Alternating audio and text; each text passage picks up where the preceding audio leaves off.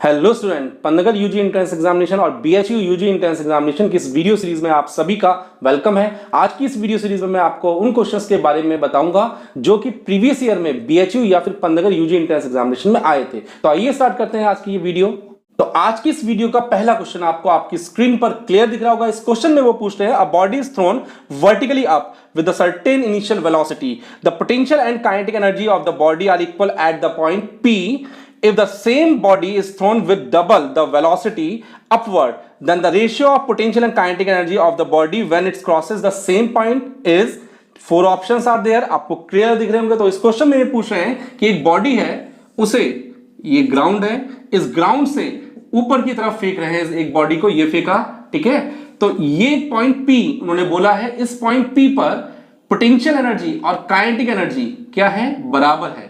तो प्यारे बच्चों, ये फर्स्ट केस है। तो फर्स्ट केस के अकॉर्डिंग देखिए, मैं बिल्कुल स्टेप बाय स्टेप सॉल्व कर रहा हूं ताकि आपको क्लियर कट समझ में आए। तो पोटेंशियल एनर्जी और काइनेटिक एनर्जी क्या है, बराबर है। तो आप जानते हो हाइट पर डिपेंड करती है पोटेंशियल एनर्जी। ग्राउंड से हाइट h कंसीडर करी पॉइंट P की। पोटेंशियल एनर्जी का फॉर्मूला होता है mgh, m है mass of the body. Kinetic energy का फॉर्मूला होता है half m v square. v क्या है, ये है वेलोसिटी जो ऊपर की तरफ फेंका है हमने, ठीक है। तो यहां से h की वैल्यू कितनी आ जाएगी, m से m कैंसिल हो गया, h की वैल्यू आ गई v square upon 2g। This is the value of height. अब क्या बोल रहे हैं, सेकेंड केस। इस सेकेंड केस में ये बोल रहे हैं कि बॉडी का जो स्पीड है v1, माने ये जो सेकंड केस में इस वेलोसिटी है वो डबल कर दे, यानी कि 2v कर दे, ठीक है। तो बोल रहे हैं काइनेटिक एनर्जी और पोटेंशियल एनर्जी का रेशियो क्या। तो अगर मैं potential energy over kinetic energy calculate करूं, शॉर्ट करते हैं थोड़ा सा। पोटेंशियल एनर्जी का फॉर्मूला क्या होता है, mgh। सेम हाइट पे बोल रहे हैं, h ही लिया है मैंने, ठीक है। Half m v1 square. v1 को मैं रिप्लेस करूंगा 2v से, तो पोटेंशियल एनर्जी ओवर प्यारे बच्चों क्या, काइनेटिक एनर्जी इक्वल्स टू क्या आएगा, m से m उड़ा दो, मास तो चेंज होगा नहीं, क्या gh। h की जगह पे क्या आएगा भाई, आप खुद देख लो, h की जगह पे ये आएगा कितना, v स्क्वायर ओवर 2g। ये h की वैल्यू आ गई और हाफ ये है ऑलरेडी। v1 की जगह पे क्या आ जाएगा, 2v का होल स्क्वायर। 2v का होल स्क्वायर का मतलब क्या हो जाएगा, 4v स्क्वायर। 2 से 2 उड़ा दो या कोई भी आप कैंसिल कर सकते हो। इस v स्क्वायर से ये v स्क्वायर कैंसिल हो गया। तो potential energy over kinetic energy, इस तरीके से आपके पास रेशियो क्या आ रहा है बेटा, देख लो। यहां पर मैं लिख लेता हूं, g से g कैंसिल हो गया, ठीक है। देखो यहां ऊपर कुछ नहीं बचा, नीचे 4 बचा, तो 1/4। So finally 1/4। तो इस तरीके से आपका ऑप्शन कौन सा करेक्ट हुआ, आप देख लीजिए ऑप्शन कौन सा करेक्ट है, मैं भी देख लेता हूं। तो इस तरीके से आपका ऑप्शन नंबर बी करेक्ट हुआ। सो बच्चों, नेक्स्ट क्वेश्चन बहुत कॉन्सेप्चुअल है। इस कॉन्सेप्ट और इस पैटर्न पे बेस्ड क्वेश्चंस के लिए मैं आपको एक ट्रिक और एक फॉर्मूला बताऊंगा, वो 100% इस पैटर्न के क्वेश्चंस के लिए एप्लीकेबल होगा। तो आइए, इस क्वेश्चन में क्या पूछ रहे हैं, ball is drop from height h on a plane if the coefficient of restitution of the plane is small e and if ball hits ground 2 times then the height up to which it reaches after 2 jumps will be। 4 options given है। तो क्या बोल रहे हैं इस question में, पहले question का पैटर्न समझो बच्चों। ये ग्राउंड है, ठीक है। हमने h हाइट से एक बॉल को ड्रॉप किया, छोड़ा, कितनी हाइट से, h हाइट से एक बॉल को छोड़ा।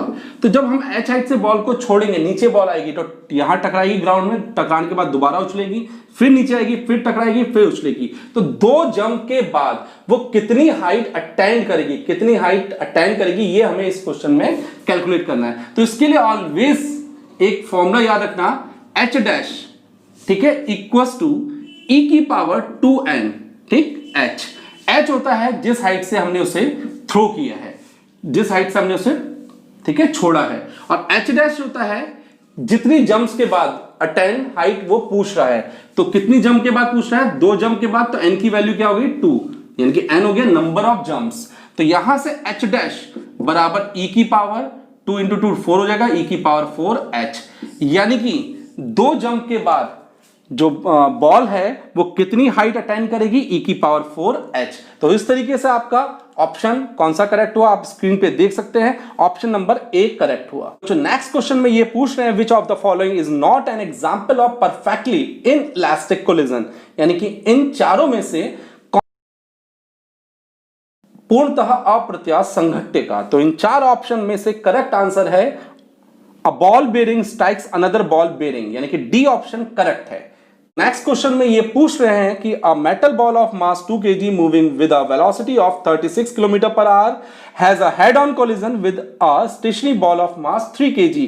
If after the collision the two balls move together, then the loss in kinetic energy due to this collision is 4 options are there। आपको क्लियर दिख रहे हैं? तो वो बोल रहे हैं कि एक बॉल है जिसका मास कितना है 2 kg, ठीक है। इनिशियल स्पीड u1 मैंने कंसीडर कर लिया, से मूव कर रही है कितनी 36 किलोमीटर पर आवर की स्पीड से मूव कर रही है। 36 को कन्वर्ट करोगे बाई 5/18 से, तो मीटर पर सेकंड में कन्वर्ट किया, कितना 18 टू जा कितना हो जाएगा भाई, ये u1 की वैल्यू आ गई 2 5 10, 10 क्या मीटर पर सेकेंड, ठीक है। इस स्पीड से मूव कर रहा है, वो एक स्टेशनरी बॉल से टकराता है और स्टेशनरी बॉल का मास कितना है 3 kg। स्टेशनरी बॉल है, it means initial velocity of second ball is 0। आपने पढ़ रखा है, बाद में वो दोनों कंबाइंड हो जाते हैं, ठीक है ना। दोनों बॉल्स m1 और m2 कंबाइंड होके मूव में सेम वेलोसिटी से मूव करेंगे। तो आपने पढ़ रखा है by conservation of linear momentum. क्या पढ़ रखा है भाई प्यारे बच्चों? कंजर्वेशन, टक्कर से पहले का संवेग बराबर टक्कर के बाद का संवेग। Linear momentum before collision equals to linear momentum after collision. Before collision ये पिक्चर चलेगी, यानी कि 2 इंटू u1 कितना 10 प्लस m2 कितना 3 इंटू क्या 0 बराबर। तो आफ्टर कोलिजन के बारे में क्वेश्चन में गिवन है, सेम वेलोसिटी से मूव कर रही है, तो कितना हो जाएगा m1 कितना 2 प्लस m2 कितना 3 इंटू सेम वेलोसिटी, माने मैंने v2 कंसीडर कर लिया। मेरी बात समझ में आ रही है? ये पूरा 0 हो गया तो कितना हो गया 20, ये कितना हो गया 5 इंटू v2, तो v2 की वैल्यू कितना हो गया 4 मीटर पर सेकेंड। जो क्वेश्चन में ये पूछ रहे हैं लॉस इन काइनेटिक एनर्जी, तो लॉस हमें क्या निकालना है? लॉस इन काइनेटिक एनर्जी निकालने के लिए हमके लॉस निकालना है, तो क्या होगा इनिशियल माइनस फाइनल। तो इनिशियल काइनेटिक एनर्जी कितनी होगी? Half. Initial total kinetic energy कितनी होगी? Half m1 u1 square plus half m2 u2 square. u2 0 है तो सेकंड वाला तो हट गया, तो फाइनली कितना आ गया हाफ m1 की वैल्यू कितनी है भाई 2 इंटू u1 स्क्वायर कितना है 10, 10 का होल स्क्वायर कितना हो जाएगा 100 माइनस हाफ, ठीक है। After collision total kinetic energy कितनी होगी? m1 प्लस m2, मास हो जाएगा इसका, मास m1 कितना है 2 और 3 कितना हो जाएगा 5 इंटू क्या, जब वो कोलिजन के बाद दोनों बॉडीज एक ही हो जा रही है, सेम स्पीड से मूव कर रही है आफ्टर कोलिजन, तो ये कितना है 4 का स्क्वायर कितना होगा 16, तो 2 से 2 उड़ाओ 2 8 जा, और इस तरीके से हमारे पास कितना है 100 माइनस 5 8 जा 40, तो इस तरीके से हमारे पास 60 जूल काइनेटिक एनर्जी में लॉस आया। तो इस क्वेश्चन का ऑप्शन करेक्ट हुआ बी। तो नेक्स्ट क्वेश्चन अपने आप में काफी इंपॉर्टेंट है, इसमें पूछ रहे हैं वो a ball collides elastically with another ball of the same mass, the collision is oblique and initially one of the balls are at rest, after the collision the two balls move with the same speed, then what will be the angle between the velocity of the balls after the collision, ठीक है ना। तो इस question का मैं diagram यहां पर बना देता हूं। ये बोल रहे हैं कि ये एक बॉल है, ठीक है, इस बॉल दो बॉल्स है, एक मास m यानी कि दोनों बॉल्स का मास सेम है, ठीक है। दूसरी बॉल ये है क्या सेम मास की, इस बॉल की स्पीड मैंने कंसीडर करी u, ठीक है। ये बॉल ने इसे हिट किया और ये बॉल क्या है रेस्ट पर है, मैं लिख देता हूं यहां पर, ये बॉल किस पर है रेस्ट पर, दिस पर, ये वाली बॉल, ठीक है। तो जब इसे हिट करेगी तो एक बॉल गई इस डायरेक्शन में किस स्पीड से v स्पीड से, और एक बॉल गई इधर, ठीक है, किस स्पीड से सेम स्पीड बोला है, तो ये v1 ये v2, तो ये v1 equals to v2 question में गिवन है। तो ये वो अगर मैं इनिशियल यानी कि इनिशियल स्पीड क्या है एक्स एक्सिस के अलोंग, ठीक है, इसके साथ ये एंगल θ1 कंसीडर कर लूं और ये एंगल मैंने कंसीडर कर लिया θ2, तो इस यानी कि ये वाले ऊपर वाले, चलो इसे मैं अभी v1 और v2 कर दूं और यहां पर लिख दूं आपके समझने के लिए कि v1 इक्वल्स टू क्या v2 इक्वल्स टू v, ठीक है बच्चों। तो फिर अगर मैं v1 को दो कंपोनेंट में डिवाइड करूं तो पहला कंपोनेंट अलोंग दिस, तो अलोंग थीटा, तो ये क्या हो जाएगा v1 cos θ1 ऑब्वियसली यस, और नेक्स्ट कंपोनेंट क्या ऊपर that is v1 sin θ1 obviously yes. तो बच्चों ये वाला पार्ट मैं रब कर देता हूं। इसी तरीके से इस v2 को भी मैं दो कंपोनेंट में डिवाइड कर सकता हूं अलोंग θ2, तो क्या हो जाएगा v2 cos theta 2 और next one is like this which is v2 sin theta 2। ठीक प्यारे बच्चों, अब हम क्या काम करेंगे, conservation of linear momentum apply करेंगे by conservation of linear momentum. ठीक है, क्या before total linear momentum before collision equal to total linear momentum after collision. ठीक है, ये अब हम लीनियर मोमेंटम बात आई तो किसी एक लीनियर की बात कर रहे हैं। ठीक है, लीनियर मोमेंटम की बात आई तो पहले अलोंग हम क्या करेंगे, अलोंग एक्स एक्सिस। ठीक है, linear momentum along X axis, तो total linear momentum before collision along X axis equals to total linear momentum after collision along X axis. तो एक्स एक्सिस के अलोंग बिफोर कोलिजन क्या है भाई, linear momentum m और क्या u। ठीक है, प्लस ये वाला तो जीरो हो जाएगा क्योंकि ये रेस्ट पे थी, आपको बताया था मैंने, ये वाला बॉल रेस्ट पर है। तो इक्वल्स टू क्या होगा, आफ्टर कोलिजन एक्स एक्सिस के along v1 cos theta 1 plus v2 cos theta 2। ध्यान से देखिएगा, आपके कॉन्सेप्ट बिल्डअप होंगे। अगर मैं थीटा 1 और थीटा 2 को इक्वल कंसीडर कर लूं तो ये कितना हो जाएगा, mu इक्वल्स टू ये थीटा 1 और ये थीटा 2। ठीक है, और v1 और v2 ऑलरेडी आप लोग कर चुके, तो मैं स्टेप बाय स्टेप लिखता हूं, v cos थीटा प्लस क्या v cos थीटा। ठीक है, तो इस तरीके से हमारे पास क्या आएगा, mu equals to 2v cos theta. ठीक प्यारा बच्चा पार्टी, तो यहां से अच्छा यहां पर एक चीज और रह गई, हम टोटल लीनियर मोमेंटम ले रहे हैं। लीनियर मोमेंटम इक्वल्स टू क्या होता है, मास इनटू वेलोसिटी। तो यहां मास तो रह गया, मास कितना है m। ठीक है, सेकंड वाले का फर्स्ट वाले का मास, और यहां पर ठीक इसी तरह से यहां पर सेकंड वाले का मास भी आएगा m v2 cos थीटा 2। तो यहां पर कितना आ जाएगा प्यारे बच्चों, m v cos थीटा, और यहां पर भी कितना आ जाएगा plus m v cos theta. तो इस तरीके से यहां पर हमारे पास क्या आ जाएगा, 2 m v cos थीटा। तो m से m कैंसिल हो गया हमारा। ठीक है, तो हमारे पास क्या बचा, cos थीटा इक्वल्स टू क्या आ गया, u अपॉन 2v। ठीक है, ये cos थीटा की वैल्यू आ गई। अब इसी तरह से अगर हम निकालें अलोंग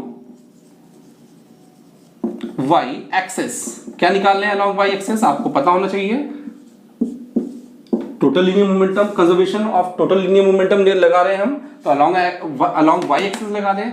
देखो ये y एक्सिस की पॉजिटिव डायरेक्शन में और ये y एक्सिस की नेगेटिव डायरेक्शन में, और इनिशियली y एक्सिस के अलोंग किसी प्रकार का कोई भी स्पीड नहीं है। तो before collision along y axis is 0 equals to after collision, ठीक है, total linear momentum along y axis is first is this along, तो क्या m v1 sin theta 1 plus और ये अलोंग क्या है, नेगेटिव y एक्सिस, तो यहां माइनस कर देंगे, कितना हो जाएगा m v2 sin थीटा 2।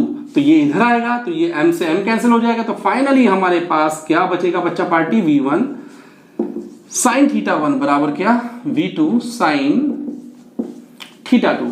तो यहां से अगर हमने sin थीटा, यहां पर थीटा 1 और थीटा 2 बराबर लिए हैं ऑलरेडी, तो ये बराबर हो गए। ठीक है, sin थीटा से sin थीटा कैंसिल, तो हमारे पास क्या आ गया, v1 बराबर v2, यानी कि देखो फुलफिल हो रही है कंडीशन, v1 बराबर v2 जो उन्होंने दे रखा। क्योंकि ये बोल रहे हैं इलास्टिक कोलिजन्स हैं, तो इलास्टिक कोलिजन्स के लिए हम क्या यूज कर सकते हैं, बाय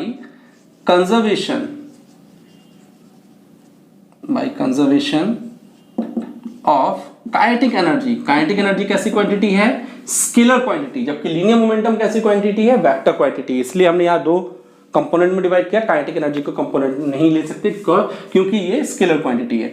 तो लगाएंगे हम before total kinetic energy before collision equals to total kinetic energy after collision. Before collision total kinetic energy कितनी है, हाफ mu स्क्वायर, आपको पता है, दिख रहा है, दूसरे वाले तो रेस्ट पे है तो वो तो जीरो हो जाएगा, half mu square equals to क्या, हाफ m v स्क्वायर। ठीक है, सेकेंड वाला, और प्लस क्या, half m v square next वाला। सो फाइनली m से m कैंसिल, हाफ से हाफ कैंसिल। तो इस तरीके से हमारे पास, मैं साइड में लिख देता हूं, क्या आएगा, u square equals to v square plus v square, 2v square हो जाएगा, 2v स्क्वायर। अब यहां से किसी भी एक को रिप्लेस कर दो आप चाहो तो, v स्क्वायर इक्वल्स टू कितना हो जाएगा आपका, u स्क्वायर बाई 2। ठीक है, तो यहां पर स्क्वायर हटाओगे तो ये भी हट जाएगा, और यहां पर क्या आ जाएगा, √2 आ जाएगा। ये वैल्यू उठा के यहां रख दो, तो देयरफॉर ये वैल्यू यहां पर पुट कर दो, तो आपका पास क्या आ जाएगा, therefore cos theta equals to u upon 2 into u upon √2, u से u उड़ाओ, ठीक है, cos थीटा इक्वल टू कितना आ जाएगा √2 अपॉन 2, तो ये फिर से इसे चेंज कर दो, 1 अपॉन √2, 1 अपॉन √2 किसकी वैल्यू होती है 45 की, तो आंसर एंगल कितना आ गया 45 डिग्री। इस तरीके से आपका ऑप्शन कौन सा करेक्ट हुआ आप चेक कर सकते हैं, ऑप्शन नंबर बी करेक्ट हुआ। तो नेक्स्ट क्वेश्चन में ये पूछ रहे हैं, vehicle of mass m is moving on a rough horizontal road with linear momentum p if the coefficient of friction between the tires and the road will be mu then the stopping distance is। stopping distance जब भी calculate करना हो एक concept हमेशा याद रखना, kinetic energy अगर बराबर होगा वर्क डन के तो क्या होगा वो स्टॉपिंग यानी कि बॉडी रुक जाएगी। अब काइनेटिक एनर्जी इक्वल टू आपने क्या पढ़ रखा है half mv² equal to work done equal to क्या होता है फोर्स इनटू डिस्प्लेसमेंट या डिस्टेंस। ये जो डिस्टेंस होगा ये क्या होगा स्टॉपिंग डिस्टेंस, हमेशा ध्यान याद रखना स्टॉपिंग डिस्टेंस होगा ये, ठीक। और ये जो Fs होगा ये जो टायर माने स्टैटिक फ्रिक्शन होगा, ठीक है, तो हाफ mv²। अब स्टैटिक फ्रिक्शन इक्वल टू आपने क्या पढ़ रखा है म्यू आर, आर क्या होता है नॉर्मल रिएक्शन फोर्स, आर के बराबर किसके होता है mg के, तो म्यू आर, आर की प्लेस पे मैंने mg डायरेक्ट कर दिया, s ये आ गया, m से m उड़ाओ, आपको s निकालना है, s बोले तो stopping distance, s equal to ये अपॉन में आ जाएगा, कितना बचेगा v² ओवर, ठीक बच्चों ध्यान से देखिए, v² ओवर कितना 2, ये 2 ऑलरेडी है यहां पर, म्यू इंटू जी। अब अगर m से मल्टीप्लाई और m से डिवाइड करूं, क्यों करूं क्योंकि जितने भी ऑप्शंस हैं सारे ऑप्शन लीनियर मोमेंटम की टर्म में हैं, तो m से मल्टीप्लाई और डिवाइड करा, तो अगर मैं यहां पर इनफैक्ट m² से मल्टीप्लाई और डिवाइड करूं तो s ये कितना हो जाएगा mv का होल स्क्वायर हो जाएगा ऊपर, और नीचे क्या जाएगा 2 म्यू, ठीक, m² और g। अब ये mv किसके बराबर होता है लीनियर मोमेंटम के, तो s इक्वल टू कितना हो जाएगा प्यारे बच्चों p², p क्या है लीनियर मोमेंटम, और क्या 2 म्यू m² और g।